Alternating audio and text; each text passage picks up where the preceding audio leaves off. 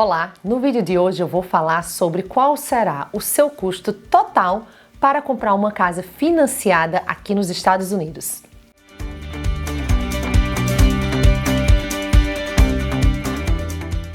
Eu sou Ilusca Cruz, a sua corretora licenciada aqui no estado da Flórida, e hoje eu vou falar para você exatamente quais serão os seus custos com a compra de uma casa de forma financiada aqui nos Estados Unidos, através de banco americano e com a sua documentação aí do Brasil. E vou explicar também algumas diferenças entre os financiamentos aqui nos Estados Unidos e o Brasil. Nós vamos colocar aqui ao lado uma tabela para facilitar vocês vendo aí de casa. Vamos fazer então uma simulação de um imóvel de $300 mil e a entrada mínima para você brasileiro, comprovando renda aí no Brasil, é de 20%. Óbvio que você pode colocar um pouco a mais, mas vamos calcular então com essa entrada mínima de 20%. Então 20% de 300 mil são $60 mil. E mais os seus custos de fechamento, que esses custos incluem custos com o cartório, com taxas do governo, e os custos maiores serão custos com o banco para gerar o seu financiamento. Então todos esses custos vão dar em torno de 6%, talvez até 7% quando se compra uma casa nova com a construtora. Então entre 6% a 7%. Mais comum, em torno de 6%. Então, vamos colocar aqui 6% de 300 mil são $18 mil. Então, para um imóvel de $300 mil, você precisa ter pelo menos $78 mil para a compra desse imóvel, tá bom?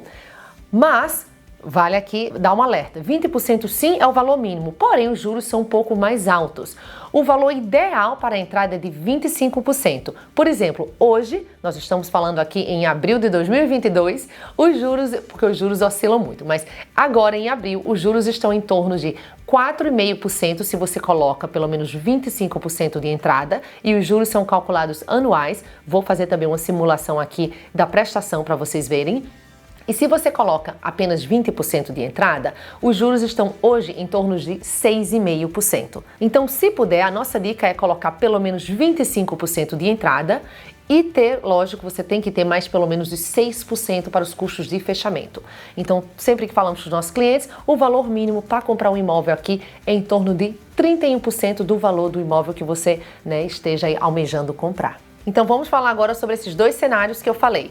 Com 20% de entrada, os juros hoje estão em torno de 6,5% e a sua prestação ficaria $1.950 por mês por 30 anos. Esse prazo também é sempre de 30 anos, eu vou falar mais sobre isso depois. Esse valor já inclui o seguro do imóvel, que é obrigatório pelo banco, e também o IPTU. Você vai pagando o IPTU mensalmente e o banco paga por você no final do ano.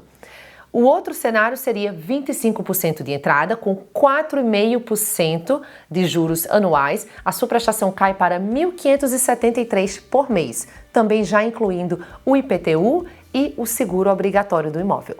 E falando então sobre a amortização, que eu acho que isso é uma coisa que difere um pouco aí do Brasil.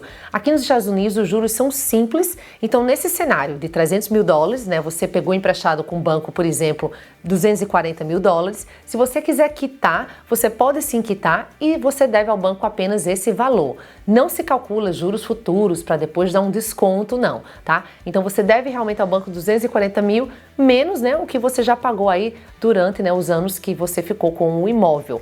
Alguns bancos têm uma restrição mínima de você manter o financiamento por pelo menos um ano, outros são 3 anos mínimo de financiamento, o que não te impede de vender. Você pode vender o imóvel, mas aí você paga uma multa pequenininha ao banco financiador. Então, sempre é bom saber qual é o tempo mínimo que você precisa ficar com esse financiamento, porque eu sei que muitos dos nossos clientes brasileiros gostam de quitar o imóvel o mais rápido possível.